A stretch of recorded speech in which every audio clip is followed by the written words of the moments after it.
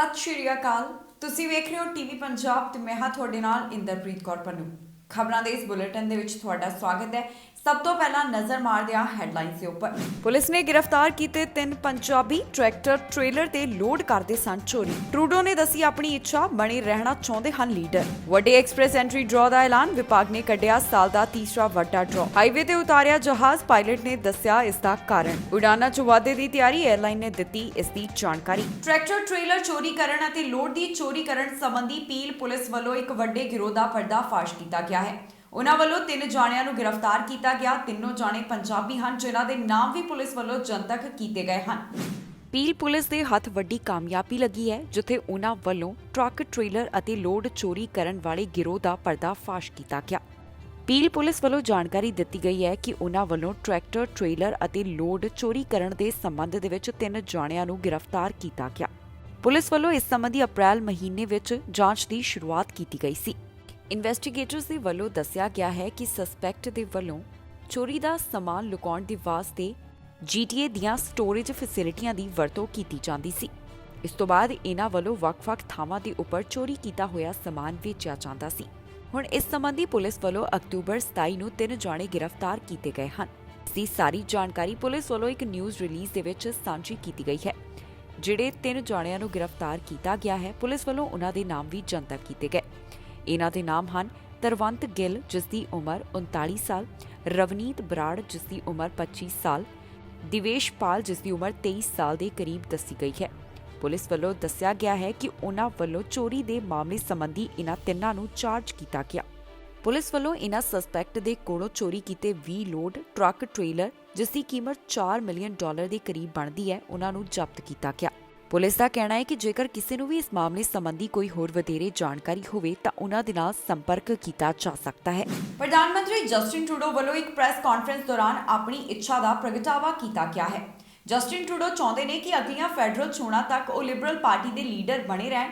ਇਸ ਦੇ ਬਾਰੇ ਉਨ੍ਹਾਂ ਨੇ ਪ੍ਰੈਸ ਕਾਨਫਰੰਸ ਦੇ ਵਿੱਚ ਖੁੱਲ੍ਹ ਕੇ ਜਵਾਬ ਦਿੱਤਾ ਹੈ।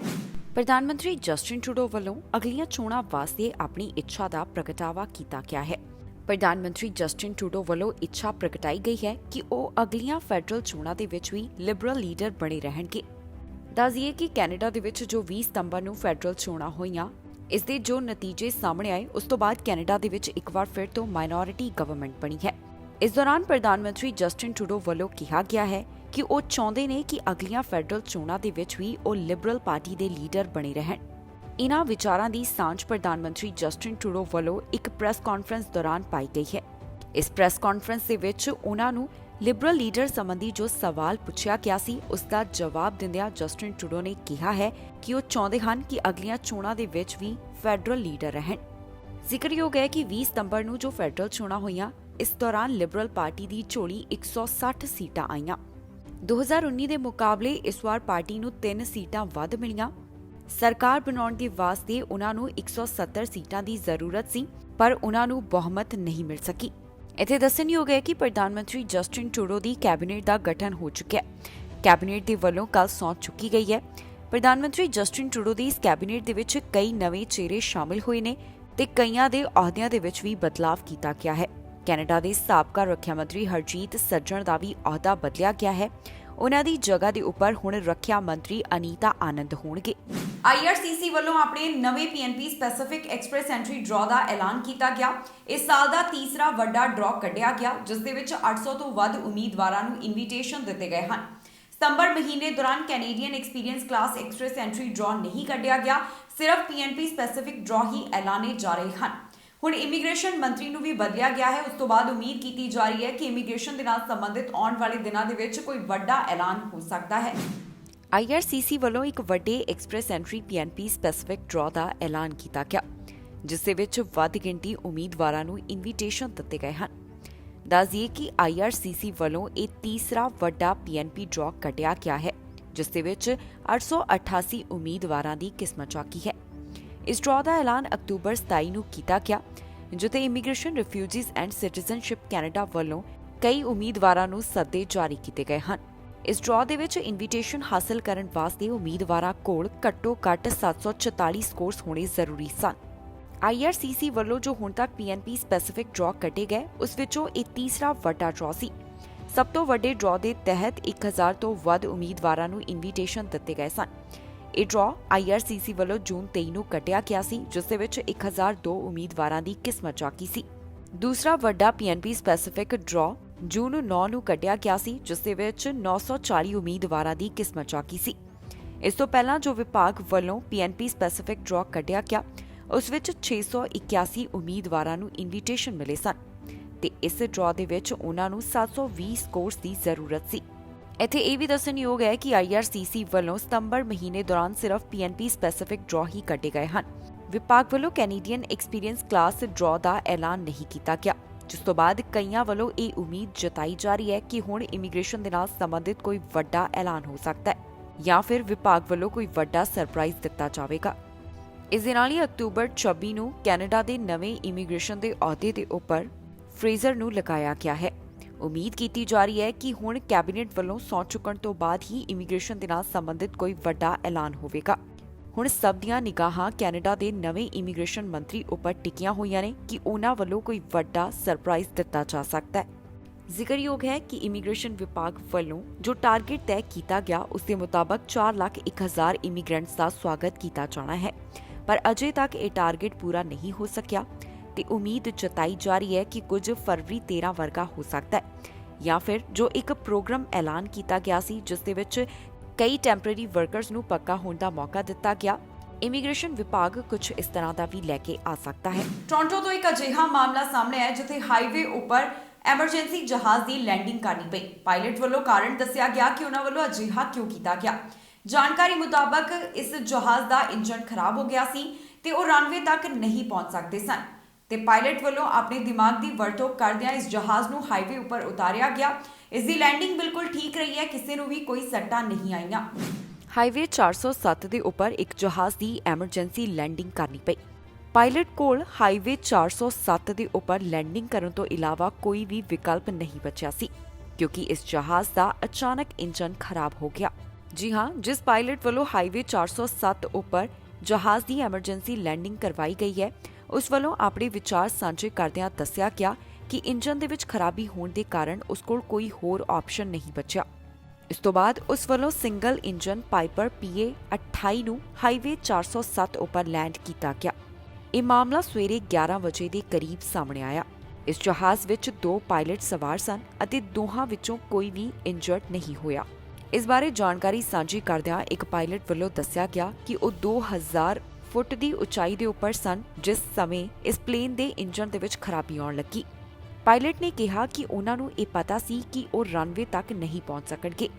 ਇਸ ਦੇ ਕਾਰਨ ਉਹਨਾਂ ਵੱਲੋਂ ਇਹ ਫੈਸਲਾ ਲਿਆ ਗਿਆ ਤੇ ਉਹਨਾਂ ਨੇ ਇਸ ਜਹਾਜ਼ ਦੀ ਐਮਰਜੈਂਸੀ ਲੈਂਡਿੰਗ ਕਰਾਈ। ਹੁਣ ਤੱਕ ਦੀ ਜਾਣਕਾਰੀ ਦੇ ਮੁਤਾਬਕ ਇਸ ਦੌਰਾਨ ਕਿਸੇ ਨੂੰ ਵੀ ਕੋਈ ਸੱਟਾਂ ਨਹੀਂ ਆਈਆਂ। ਇਸ ਬਾਰੇ ਪੁਲਿਸ ਵੱਲੋਂ ਜਾਣਕਾਰੀ ਦਿੱਤੀ ਗਈ ਹੈ ਕਿ ਇਹ ਜਹਾਜ਼ ਦੀ ਪਹਿਲੀ ਉਡਾਨ ਸੀ। ਇਸ ਤੋਂ ਪਹਿਲਾਂ ਜਹਾਜ਼ ਦੀ ਇੰਸਪੈਕਸ਼ਨ ਹੋ ਚੁੱਕੀ ਸੀ। ਕੁਝ ਸਮੇਂ ਵਾਸਤੇ ਪੁਲਿਸ ਵੱਲੋਂ ਇਸ ਹਾਈਵੇ ਨੂੰ ਬੰਦ ਰੱਖਿਆ ਗਿਆ ਅਤੇ ਬਾਅਦ ਦੇ ਵਿੱਚ ਇਸ ਨੂੰ ਮੁੜ ਤੋਂ ਖੋਲ੍ਹ ਦਿੱਤਾ ਗਿਆ। ਬਾਅਦ ਦੇ ਵਿੱਚ ਇਸ ਜਹਾਜ਼ ਨੂੰ ਲੈ ਕੇ ਜਾਣ ਵਾਸਤੇ ਕ੍ਰੇਨਸ ਨੂੰ ਬੁਲਾਇਆ ਗਿਆ, ਜਿਸ ਦੇ ਸਹਾਰੇ ਹਾਈਵੇ 407 ਤੋਂ ਇਸ ਪਲੇਨ ਨੂੰ ਲੈ ਕੇ ਜਾਇਆ ਗਿਆ।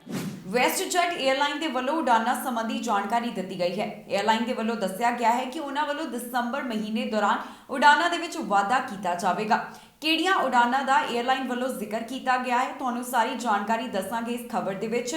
ਵੈਸਟਜੈਟ ਦਾ ਕਹਿਣਾ ਹੈ ਕਿ ਉਹਨਾਂ ਵੱਲੋਂ ਇੰਟਰਨੈਸ਼ਨਲੀ ਫਲਾਈਟਸ ਵੀ ਹੁਣ ਚਲਾਈਆਂ ਜਾਣਗੀਆਂ। ਕੈਨੇਡੀਅਨ 에ਅਰਲਾਈਨ ਵੈਸਟਜੈਟ ਦੇ ਵੱਲੋਂ ਉਡਾਨਾਂ ਵਧਾਉਣ ਸੰਬੰਧੀ ਜਾਣਕਾਰੀ ਦਿੱਤੀ ਗਈ ਹੈ। 에ਅਰਲਾਈਨ ਵੱਲੋਂ ਦੱਸਿਆ ਗਿਆ ਹੈ ਕਿ ਉਹਨਾਂ ਵੱਲੋਂ ਹੁਣ ਆਪਣੀਆਂ ਫਲਾਈਟਸ ਦੇ ਵਿੱਚ ਵਾਧਾ ਕੀਤਾ ਜਾਵੇਗਾ। 에ਅਰਲਾਈਨ ਵੱਲੋਂ ਜੋ ਜਾਣਕਾਰੀ ਦਿੱਤੀ ਗਈ, ਉਸ ਦੇ ਮੁਤਾਬਕ ਦਸੰਬਰ ਮਹੀਨੇ ਤੋਂ ਉਹਨਾਂ ਵੱਲੋਂ ਮੈਨੀਟੋਬਾ ਦੇ ਨਾਲ ਇੰਟਰਨੈਸ਼ਨਲ ਸਰਵਿਸਿਜ਼ ਦੁਬਾਰਾ ਚਲਾਉਣ ਦੀ ਯੋਜਨਾ ਤਿਆਰ ਕੀਤੀ ਜਾ ਰਹੀ ਹੈ। ਇਸ ਦੇ ਨਾਲ ਹੀ ਮੈਕਸੀਕੋ ਅਤੇ ਫਲੋਰੀਡਾ ਦੇ ਨਾਲ ਵੀ ਫਲਾਈਟਸ ਚਲਾਈਆਂ ਜਾਣਗੀਆਂ। ਮੌਜੂਦਾ ਸਮੇਂ 에ਅਰਲਾਈਨ ਦੇ ਵੱਲੋਂ ਡੋਮੈਸਟਿਕ ਸਰਵਿਸਿਜ਼ ਹੀ ਦਿੱਤੀਆਂ ਜਾ ਰਹੀਆਂ ਨੇ, ਪਰ ਉਹਨਾਂ ਵੱਲੋਂ ਦਸੰਬਰ 17 ਤੋਂ ਹਫ਼ਤੇ ਦੇ ਵਿੱਚ 3 ਉਡਾਨਾਂ ਦੀ ਸ਼ੁਰੂਆਤ ਕੀਤੀ ਜਾਵੇਗੀ। 에ਅਰਲਾਈਨ ਵੱਲੋਂ ਇਹ ਵੀ ਇਨਫੋਰਮੇਸ਼ਨ ਦਿੱਤੀ ਗਈ ਹੈ ਕਿ ਦਸੰਬਰ 16 ਤੋਂ ਉਹਨਾਂ ਵੱਲੋਂ ਸਸਕੈਚੁਆਨ ਦੇ ਨਾਲ ਵੀ ਹਫ਼ਤੇ ਦੇ ਵਿੱਚ 4 ਉਡਾਨਾਂ ਚਲਾਈਆਂ ਜਾਣਗੀਆਂ। 에ਅਰਲਾਈਨ ਦੇ ਵੱਲੋਂ ਇਹ ਜੋ ਨਵਾਂ ਐਲਾਨ ਕੀਤਾ ਗਿਆ, ਇਹ ਵੈਸਟਜੈਟ ਦੇ ਵਿੰਟਰ ਸਕੈਚੂਅਲ ਦਾ ਹਿੱਸਾ ਹੈ। ਜ਼ਿਕਰਯੋਗ ਹੈ ਕਿ ਕੈਨੇਡਾ ਵੱਲੋਂ ਕੋਰੋਨਾ ਵਾਇਰਸ ਦੇ ਕਾਰਨ ਜੋ ਯਾਤਰਾ ਸੰਬੰਧੀ ਪਾਬੰਦੀਆਂ ਲਗਾਈਆਂ ਗਈਆਂ ਸਨ, ਉਨ੍ਹਾਂ ਵਿੱਚ ਢਿੱਲ ਦੇਣ ਦੀ ਸ਼ੁਰੂਆਤ ਕਰ ਦਿੱਤੀ ਗਈ ਹੈ। ਹਾਲ ਹੀ 'ਚ ਜਾਣਕਾਰੀ ਸਾਹਮਣੇ ਆਈ ਸੀ ਕਿ ਕੈਨੇਡਾ ਵੱਲੋਂ ਟਰੈਵਲ ਐਡਵਾਈਜ਼ਰੀ ਵੀ ਹਟਾ ਦਿੱਤੀ ਗਈ ਹੈ। ਸਤੰਬਰ ਮਹੀਨੇ ਤੋਂ ਹੀ ਕੈਨੇਡਾ ਵੱਲੋਂ ਅੰਤਰਰਾਸ਼ਟਰੀ ਯਾਤਰੀਆਂ ਦਾ ਸਵਾਗਤ ਵੀ ਕੀਤਾ ਜਾ ਰਿਹਾ ਹੈ। ਇਸ ਸਭ ਨੂੰ ਧਿਆਨ ਵਿੱਚ ਰੱਖਦਿਆਂ ਹੁਣ ਕੈਨੇਡਾ ਦੀਆਂ 에ਅਰਲਾਈਨਸ ਦੇ ਵੱਲੋਂ ਆਪਣੇ ਸਕੈਜੂਅਲ ਸਾਂਝੇ ਕੀਤੇ ਜਾ ਰਹੇ ਨੇ। ਇਹਨਾਂ 에ਅਰਲਾਈਨਸ ਦੇ ਵੱਲੋਂ ਜਾਣਕਾਰੀ ਦਿੱਤੀ ਜਾ ਰਹੀ ਹੈ ਕਿ ਕਦੋਂ ਅਤੇ ਕਿੱਥੋਂ ਉਨ੍ਹਾਂ ਵੱਲੋਂ ਨਵੀਆਂ ਉਡਾਨਾਂ ਚਲਾਈਆਂ ਜਾਣਗੀਆਂ, ਜੋ ਕਿ ਕੋਰੋਨਾ ਵਾਇਰਸ ਦੇ ਕਾਰਨ ਬੰਦ ਪਈਆਂ ਸਨ। ਇਸੇ ਕੜੀ ਤਹਿਤ ਵੈਸਟਜੈਟ ਵੱਲੋਂ ਵੀ ਜਾਣਕਾਰੀ ਦਿੱਤੀ ਗਈ ਹੈ ਕਿ ਉਨ੍ਹਾਂ ਵੱਲੋਂ ਕਦੋਂ ਆਪਣੀਆਂ ਨਵੀਆਂ ਉਡਾਨਾਂ ਚਲਾਈਆਂ ਜਾਣਗੀਆਂ ਤੇ ਕਦੋਂ ਉਨ੍ਹਾਂ ਵੱਲੋਂ ਉਡਾਨਾਂ ਦੇ ਵਿੱਚ ਵਾਧਾ ਕੀਤਾ ਜਾਵੇਗਾ।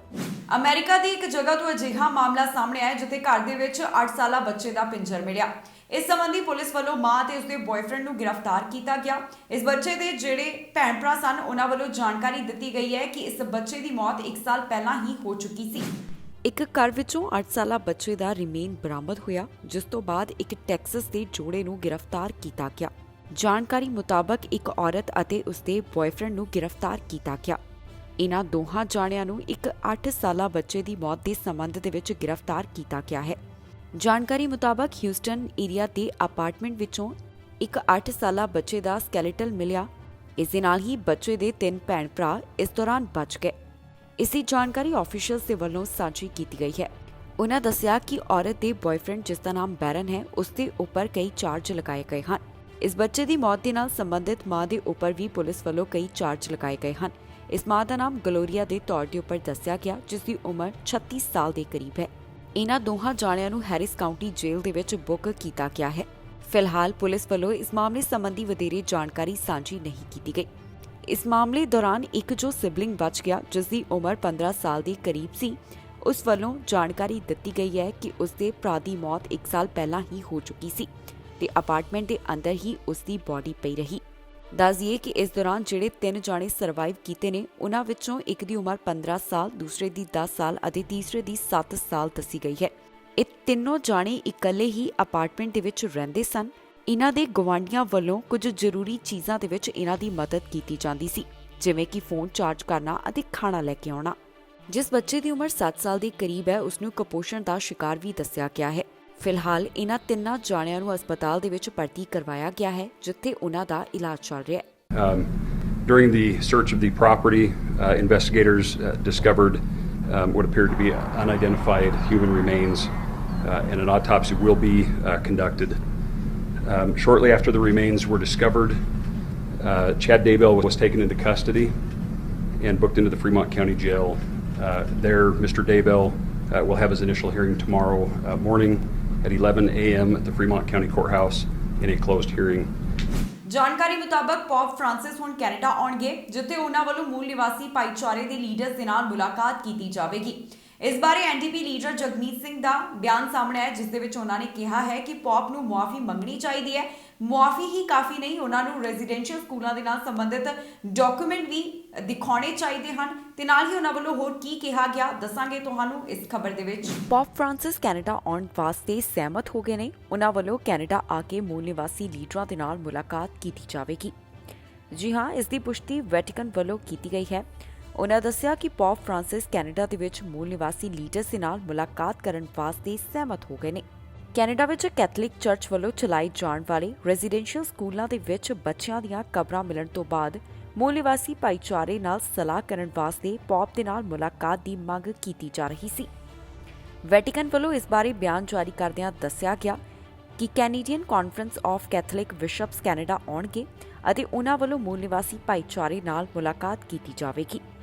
ਪੌਪ ਫ੍ਰਾਂਸਿਸ ਕੈਨੇਡਾ ਕਦੋਂ ਆਉਣਗੇ, ਫਿਲਹਾਲ ਇਸ ਦੀ ਕੋਈ ਤਾਰੀਖ ਸਾਹਮਣੇ ਨਹੀਂ ਆਈ। ਇਸ ਬਾਰੇ ਐਨਡੀਪੀ ਲੀਡਰ ਜਗਮੀਤ ਸਿੰਘ ਦਾ ਕਹਿਣਾ ਹੈ ਕਿ ਉਹਨਾਂ ਨੂੰ ਪੂਰੀ ਉਮੀਦ ਹੈ ਕਿ ਪੌਪ ਫ੍ਰਾਂਸਿਸ ਮੂਲ ਨਿਵਾਸੀਆਂ ਦੇ ਨਾਲ ਜੋ ਕੁਝ ਹੋਇਆ ਉਸ ਤੋਂ ਬਾਅਦ ਮੁਆਫੀ ਮੰਗਣਗੇ। ਇਸ ਦੇ ਨਾਲ ਹੀ ਉਹਨਾਂ ਨੇ ਕਿਹਾ ਕਿ ਸਿਰਫ ਮੁਆਫੀ ਹੀ ਕਾਫੀ ਨਹੀਂ ਹੋਵੇਗੀ, ਪੀੜਤਾਂ ਨੂੰ ਮੁਆਵਜ਼ਾ ਵੀ ਦਿੱਤਾ ਜਾਣਾ ਚਾਹੀਦਾ ਹੈ। ਜਗਮੀਤ ਸਿੰਘ ਵੱਲੋਂ ਮੰਗ ਕੀਤੀ ਗਈ ਹੈ ਕਿ ਰੈਜ਼ੀਡੈਂਸ਼ੀਅਲ ਸਕੂਲਾਂ ਦੇ ਰਿਕਾਰਡ ਵੀ ਜਾਰੀ ਕੀਤੇ ਜਾਣੇ ਚਾਹੀਦੇ ਨੇ। ਦੱਸ ਦਈਏ ਕਿ ਪ੍ਰਧਾਨ ਮੰਤਰੀ ਜਸਟਿਨ ਟਰੂਡੋ ਵੱਲੋਂ ਪਿਛਲੇ ਹਫ਼ਤੇ ਫਰਸਟ ਨੇਸ਼ਨ ਦੇ ਦੌਰੇ ਤੇ ਆਪਣੇ ਵਿਚਾਰ ਸਾਂਝੇ ਕਰਦਿਆਂ ਕਿਹਾ ਗਿਆ ਕਿ ਕੈਥੋਲਿਕ ਚਰਚ ਰੈਜ਼ੀਡੈਂਸ਼ੀਅਲ ਸਕੂਲਾਂ ਦੇ ਮਾਮਲੇ ਵਿੱਚ ਆਪਣੀ ਨੈਤਿਕ ਅਤੇ ਵਿੱਤੀ ਜ਼ਿੰਮੇਵਾਰੀ ਉਠਾਉਣ ਤੋਂ ਗੁਰੇਜ਼ ਕਰ ਰਹੇ ਹਨ। ਜੂਨ ਮਹੀਨੇ ਵਿੱਚ ਪ੍ਰਧਾਨ ਮੰਤਰੀ ਵੱਲੋਂ ਕਿਹਾ ਗਿਆ ਸੀ ਕਿ ਪੌਪ ਫ੍ਰਾਂਸਿਸ ਰਿਹਾਇਸ਼ੀ ਸਕੂਲਾਂ ਦੇ ਸੰਬੰਧ ਦੇ ਵਿੱਚ ਰਸਮੀ ਤੌਰ ਦੇ ਉੱਪਰ ਮੁਆਫੀ ਮੰਗਣ, ਪਰ ਚਰਚ ਵੱਲੋਂ ਅਜਿਹਾ ਕੋਈ ਵੀ ਕਦਮ ਨਹੀਂ ਚੁੱਕਿਆ ਗਿਆ। ਉਨ੍ਹਾਂ ਵੱਲੋਂ ਕਿਸੇ ਵੀ ਬੇਨਤੀ ਤੇ ਕੋਈ ਕਾਰਵਾਈ ਨਹੀਂ ਕੀਤੀ ਗਈ। ਜ਼ਿਕਰਯੋਗ ਹੈ ਕਿ ਪੌਪ ਫ੍ਰਾਂਸਿਸ ਨੇ ਕੈਨੇਡਾ ਦੇ ਵਿੱਚ ਸਾਬਕਾ ਰੈਜ਼ੀਡੈਂਸ਼ੀਅਲ ਸਕੂਲ ਤੋਂ ਬੇਨਾਮ ਕਬਰਾਂ ਮਿਲਣ ਦੀ ਖਬਰ ਤੋਂ ਬਾਅਦ ਅਫਸੋਸ ਪ੍ਰਗਟ ਕੀਤਾ ਸੀ। ਉਨ੍ਹਾਂ ਵੱਲੋਂ ਇਸ ਮਾਮਲੇ ਨੂੰ ਉਦਾਸ ਕਰਨ ਵਾਲਾ ਮਾਮਲਾ ਦੱਸਿਆ ਗਿਆ ਸੀ। ਪ੍ਰਧਾਨ ਮੰਤਰੀ ਜਸਟਿਨ ਟਰੂਡੋ ਦੀ ਕੈਬਨਿਟ ਦਾ ਗਠਨ ਹੋਇਆ। ਕੱਲ ਕੈਬਨਿਟ ਦੇ ਵੱਲੋਂ ਸਹੁੰ ਚੁੱਕੀ ਗਈ। ਇਸ ਤੋਂ ਬਾਅਦ ਐਲਬਰਟਾ ਦੇ ਪ੍ਰੀਮੀਅਰ ਜੇਸਨ ਕੇਨੀ ਦਾ ਬਿਆਨ ਸਾਹਮਣੇ ਆਇਆ ਹੈ, ਜਿੱਥੇ ਉਨ੍ਹਾਂ ਵੱਲੋਂ ਇਸ ਨੂੰ ਲੈ ਕੇ ਟਿੱਪਣੀ ਕੀਤੀ ਗਈ ਹੈ। ਪ੍ਰੀਮੀਅਰ ਜੇਸਨ ਕੇਨੀ ਵੱਲੋਂ ਜੋ ਨਵੇਂ ਵਾਤਾਵਰਣ ਮੰਤਰੀ ਬਣਾਏ ਗਏ ਨੇ, ਇਸ ਨੂੰ ਲੈ ਕੇ ਆਪਣੀ ਚਿੰਤਾ ਦਾ ਪ੍ਰਗਟਾਵਾ ਕੀਤਾ ਗਿਆ। ਕੀ ਕਹਿਣਾ ਹੈ ਪ੍ਰੀਮੀਅਰ ਜੇਸਨ ਕੇਨੀ ਦਾ, ਦੱਸਾਂਗੇ ਤੁਹਾਨੂੰ ਇਸ ਖਬਰ ਦੇ ਵਿੱਚ। ਜਸਟਿਨ ਟਰੂਡੋ ਦੀ ਕੈਬਨਿਟ ਦੇ ਵੱਲੋਂ ਕੱਲ ਸਹੁੰ ਚੁੱਕੀ ਗਈ। ਇਸ ਦੌਰਾਨ ਨਵੇਂ ਇਨਵਾਇਰਨਮੈਂਟ ਮਿਨਿਸਟਰ ਨੂੰ ਲੈ ਕੇ ਐਲਬਰਟਾ ਦੇ ਪ੍ਰੀਮੀਅਰ ਜੇਸਨ ਕੇਨੀ ਵੱਲੋਂ ਆਪਣੀ ਚਿੰਤਾ ਦਾ ਪ੍ਰਗਟਾਵਾ ਕੀਤਾ ਗਿਆ। ਕੈਨੇਡਾ ਦੇ ਨਵੇਂ ਇਨਵਾਇਰਨਮੈਂਟ ਮਿਨਿਸਟਰ ਦੇ ਅਹੁਦੇ ਦੀ ਜ਼ਿੰਮੇਵਾਰੀ ਸਟੀਵਨ ਗਿਲਬੋ ਨੂੰ ਦਿੱਤੀ ਗਈ ਹੈ, ਜਿਸ ਦੇ ਬਾਰੇ ਪ੍ਰੀਮੀਅਰ ਜੇਸਨ ਕੇਨੀ ਆਪਣੀ ਚਿੰਤਾ ਪ੍ਰਗਟਾਉਂਦੇ ਹੋਏ ਦਿਖਾਈ ਦੇ ਰਹੇ ਨੇ। ਪ੍ਰੀਮੀਅਰ ਦਾ ਕਹਿਣਾ ਹੈ ਕਿ ਇਸ ਅਹੁਦੇ ਦੀ ਜ਼ਿੰਮੇਵਾਰੀ ਜਿਨ੍ਹਾਂ ਨੂੰ ਦਿੱਤੀ ਗਈ ਹੈ, ਉਹ ਐਲਬਰਟਾ ਪ੍ਰੋਵਿੰਸ ਦੇ ਵਾਸਤੇ ਠੀਕ ਨਹੀਂ ਹੈ। ਜ਼ਿਕਰਯੋਗ ਹੈ ਕਿ ਲਿਬਰਲ ਸਰਕਾਰ ਵੱਲੋਂ 2030 ਤੱਕ ਗ੍ਰੀਨ ਹਾਊਸ ਗੈਸਾਂ ਦੀ ਨਿਕਾਸੀ ਦੇ ਵਿੱਚ 2005 ਦੇ ਪੱਧਰ ਤੋਂ 40 ਤੋਂ 45% ਕਟੌਤੀ ਦਾ ਟੀਚਾ ਮਿਥਿਆ ਗਿਆ ਹੈ। ਇਸ ਦੀ ਜ਼ਿੰਮੇਵਾਰੀ ਹੁਣ ਨਵੇਂ ਬਣਾਏ ਗਏ ਇਨਵਾਇਰਨਮੈਂਟ ਮਿਨਿਸਟਰ ਦੇ ਉੱਪਰ ਹੋਵੇਗੀ। ਸਟੀਵਨ ਕਿਬਿਕ ਤੋਂ ਮੈਂਬਰ ਪਾਰਲੀਮੈਂਟ ਹਨ ਅਤੇ 2001 ਵਿੱਚ ਟੋਰਾਂਟੋ ਦੇ ਸੀਐਨ ਟਾਵਰ ਤੇ ਇੱਕ ਬੈਨਰ ਲੈ ਕੇ ਚੜ੍ਹਨ ਦੇ ਮਾਮਲੇ ਸੰਬੰਧੀ ਉਨ੍ਹਾਂ ਨੂੰ ਗ੍ਰਿਫਤਾਰ ਵੀ ਕੀਤਾ ਗਿਆ ਸੀ। ਹੁਣ ਇਸ ਸਭ ਤੋਂ ਬਾਅਦ ਐਲਬਰਟਾ ਦੇ ਪ੍ਰੀਮੀਅਰ ਜੇਸਨ ਕੇਨੀ ਦਾ ਕਹਿਣਾ ਹੈ ਕਿ ਗਿਲਬੋ ਵੱਲੋਂ ਜੋ ਪਹਿਲਾਂ ਕੀਤਾ ਗਿਆ ਉਹ ਚਿੰਤਾ ਦਾ ਵਿਸ਼ਾ ਹੈ।